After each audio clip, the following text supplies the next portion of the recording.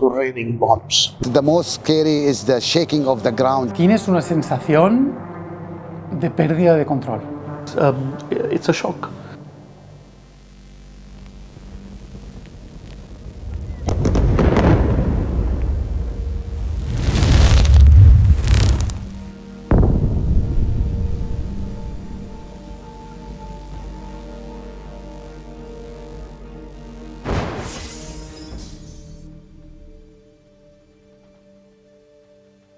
Around 2 o'clock, they started bombing.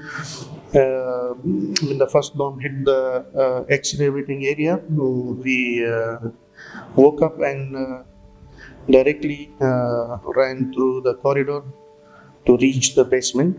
But in the halfway, the bombing actually it was happening, but the line went off and the bomb hit where we were running through the corridor. It was dark and it was raining bombs. It's not expressible. It was very horrible and dangerous.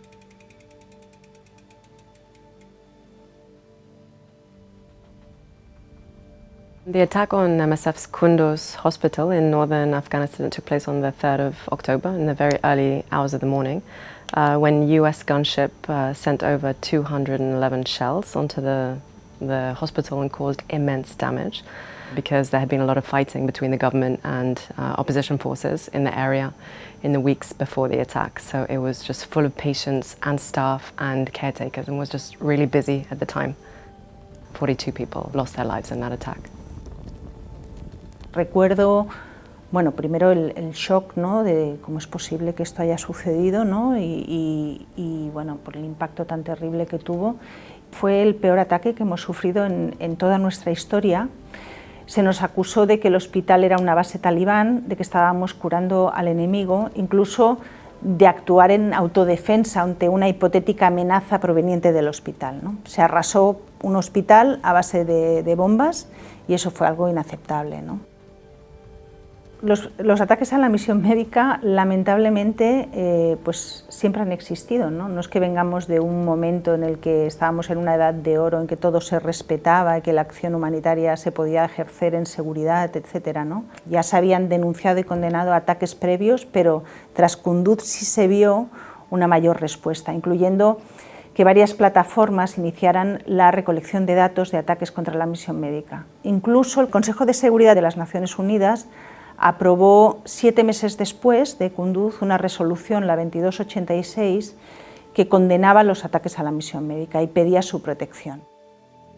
It was quite something crucial for the Kunduz city to have an hospital like this. It was very necessary because this is the region where from every northern area the patients can reach and to get the medical facilities and treatments.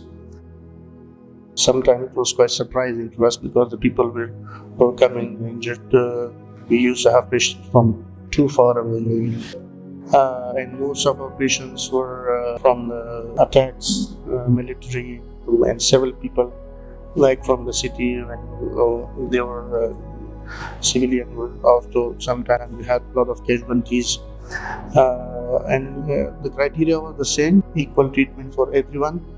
And trauma patients, and the number of patients already getting higher and higher.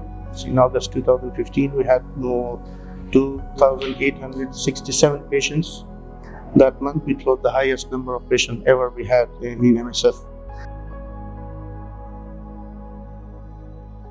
Patients were burned alive in their beds. It was a horrific attack. People lost their limbs. People were blown into pieces. It's just a really horrific and violent attack. Many more were injured as well in the attack. And the damage to the whole hospital complex was enormous. The other consequences I think that should be mentioned is the fact that MSF had to stop providing services in the hospital. So all those communities were immediately shut off from this kind of medical service, which was really impacting for them.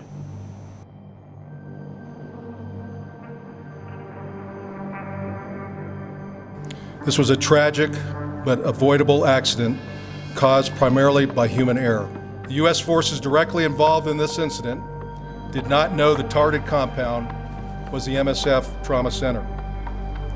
The medical facility was misidentified as a target by U.S. personnel who believed they were striking a different building several hundred meters away where there were reports of combatants.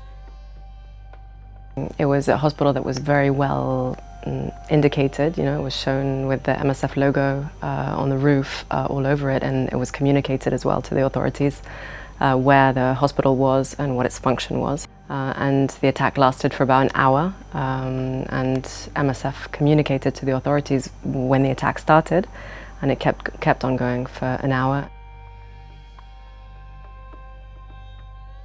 En el caso de Kunduz, hubo 4 investigaciones, una interna nuestra, que siempre hacemos después de un incidente de seguridad, una que llevó a cabo los Estados Unidos, que se hizo pública pero solo parcialmente, otra que hizo el gobierno de Afganistán, que nunca se hizo pública, y una última de la OTAN, que no se hizo pública, aunque hubo un comunicado. De todas esas investigaciones, ninguna fue independiente ni externa a los actores implicados, lo cual era necesario para contar con un resultado imparcial. Por ello, y por primera vez en este caso, solicitamos una investigación a la Comisión Internacional Humanitaria de Encuesta, el único organismo establecido específicamente para investigar posibles violaciones del derecho internacional humanitario bajo las convenciones de Ginebra. Y esto pues no llegó a nada, porque ni Estados Unidos ni Afganistán, que ni siquiera son estados parte de la comisión, accedieron a que se llevara a cabo. So there are a lot of different ways that the medical mission can be attacked. We've seen hospital bombings in Syria, Ukraine, Afghanistan, Yemen, but also there's other types of attacks. So we've seen medical staff or even patients in medical facilities being threatened, they've been detained, they've been killed right there while they're receiving medical treatment. Then you can also have medical supplies and staff that can be severely restricted. They can't get access to an area to give assistance. We've been seeing that in Gaza since October 2023. Then there's other types of attacks. For example, medical vehicles and stock can be looted in a lot of different contexts where MSF works. We've seen this. And all these would constitute attacks on the medical mission.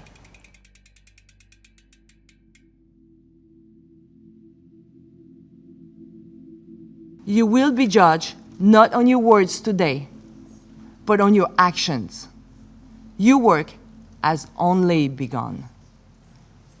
Please, make this resolution save lives. International humanitarian law, it's really a framework that has its origins back in the 1800s. And the aim of it is to provide a minimum standard of protection and of humanity, even in the most depraved armed conflicts, to protect all of those who are not participating in the hostilities. And IHL, international humanitarian law, is really essential to ensure that medical infrastructure is not manipulated by one of the fighting sides and remains a service to those populations who are not involved in the fighting and require assistance. Resolution 2286 that came about in 2016 was really essential in this regard because it reaffirms what already existed in international legal framework, which was this protection of the medical mission. It reaffirmed it, and it reaffirmed the state's commitment to the protection of the medical mission. Cuando el Consejo de Seguridad de las Naciones Unidas, es decir, el órgano responsable del mantenimiento de la paz y la seguridad internacional, adoptó la resolución 2286, esto fue 7 meses después del ataque de Kunduz, fue un momento de esperanza. Sin embargo, 5 meses después, la resolución no había conseguido cambiar nada. Sin ir más lejos, en agosto del 2016, en el hospital de Hace, en Yemen, donde Médicos Sin Fronteras estamos trabajando, se produjo un ataque que destruyó el hospital liderado por la coalición de Arabia Saudí y murieron 19 personas, incluyendo un trabajador y, por supuesto, pacientes y acompañantes. The resolution has plainly failed to change anything on the ground. Stop bombing hospitals, stop bombing health workers, stop bombing patients. Attacking hospitals or medical facilities is counted a war crime. and this should not happen ever, but we see around the globe that it's happening, and this is something that should be stopped. This is not humanity. This is out of everything. It's something that does not have, there are no words to condemn it. Actually, attacking Kunduz Trauma Center, it is a wound that's not going to be healed. Like, the healing of this kind of wound is impossible.